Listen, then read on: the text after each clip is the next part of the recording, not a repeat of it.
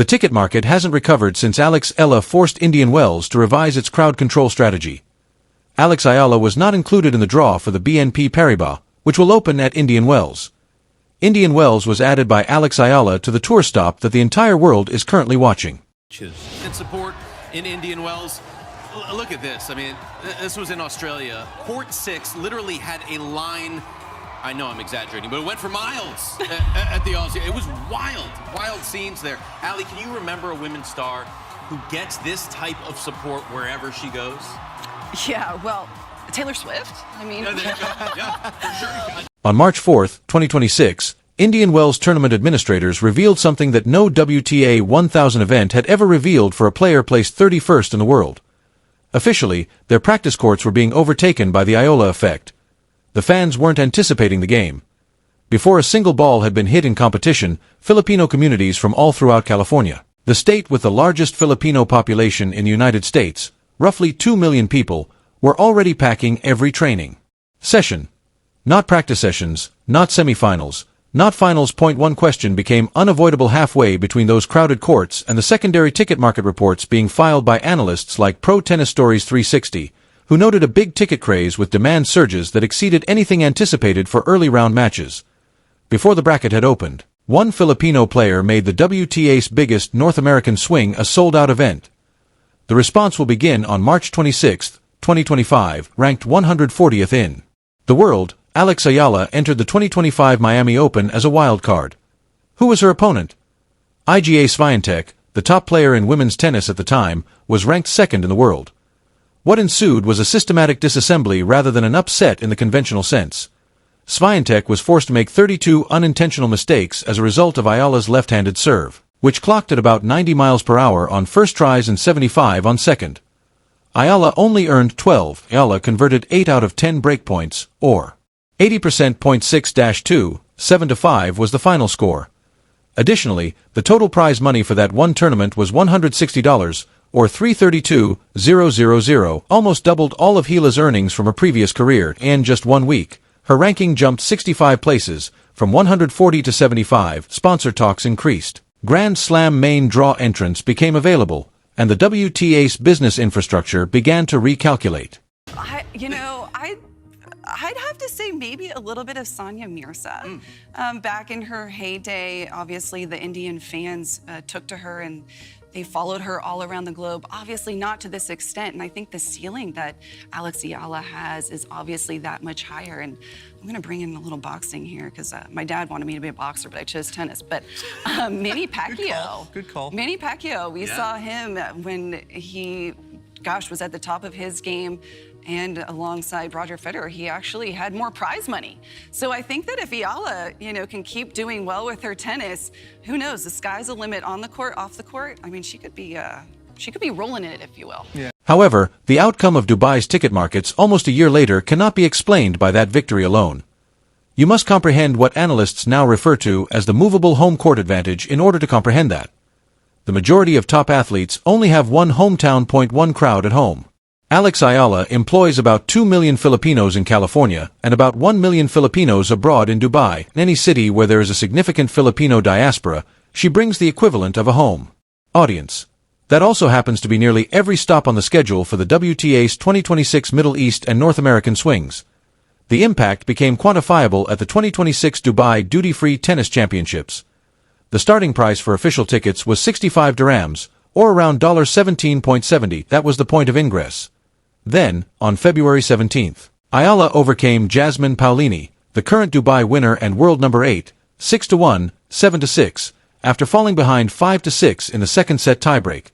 The secondary market reacted when a number of players and experts described the atmosphere in the stadium as being unlike anything experienced at an AA1-000 tournament.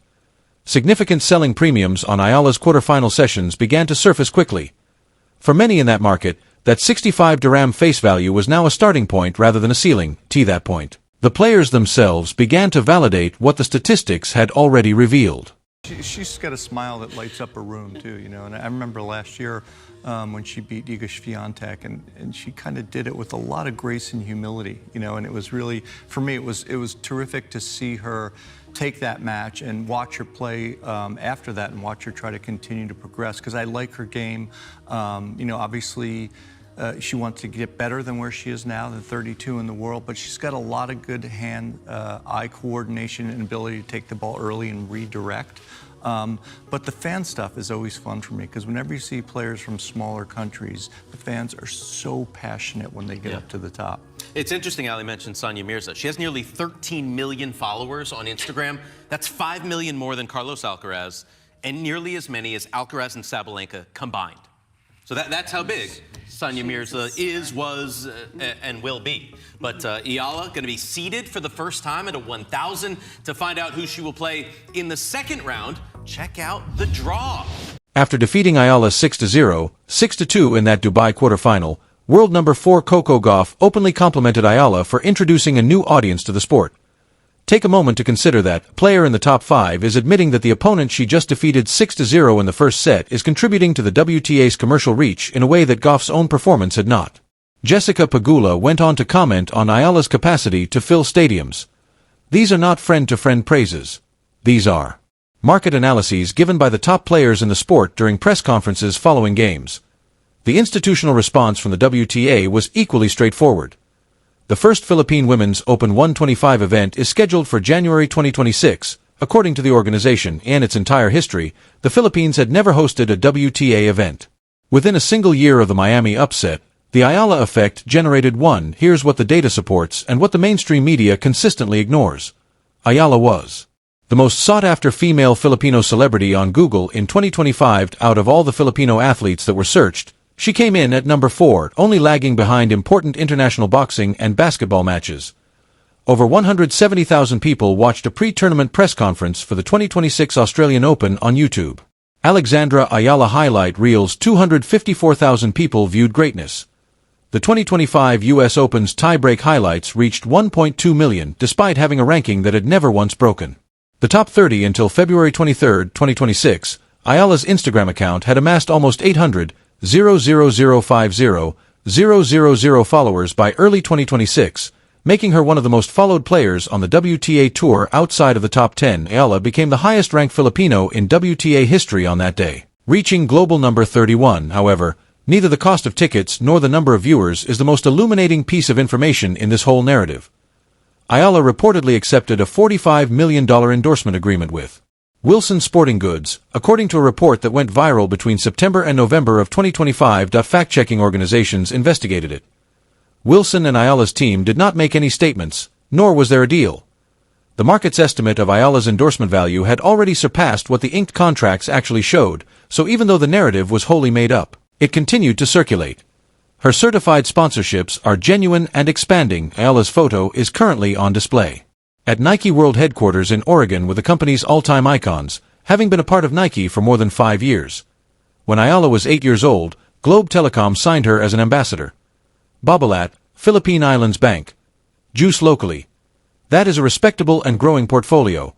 However, the verifiable data cannot tell you what the $45 million fraud does. The discrepancy between Eala's actual present deals and what a significant section of the world's audience considers her commercial ceiling to be is so great that millions of people would find a totally made-up transaction plausible. That is a valuation signal rather than a misinformation issue. Eala was the 31st seed at Indian Wells when she was bought in the first round on March 3, 2026, and her 2026 prize money was already $291,000 according to analysts. She may earn $1 million in prize money if she maintains a top 35 ranking throughout the Grand Slam season, setting her up for a career-best financial year. Analysts of broadcast rights are already forecasting the sticker shock controversy, and the viewership figures associated with each of these matches have prompted a re-evaluation of WTA broadcast rights in the Philippines and the Middle East. The defining tension at every tournament she competes in is the fans meeting with secondary market prices that are entirely disconnected from official face values. The same analysts who monitored the spike in Dubai tickets are already speculating about a possible third-round showdown with Coco Gauff somewhere in that Indian Wells bracket. This is the issue that no professional tennis player has yet to address. What will happen the day Alex Eala makes it to a Grand Slam final if the Eala effect continues to drive secondary markets, broadcast revaluations, and institutional WTA responses at this rate?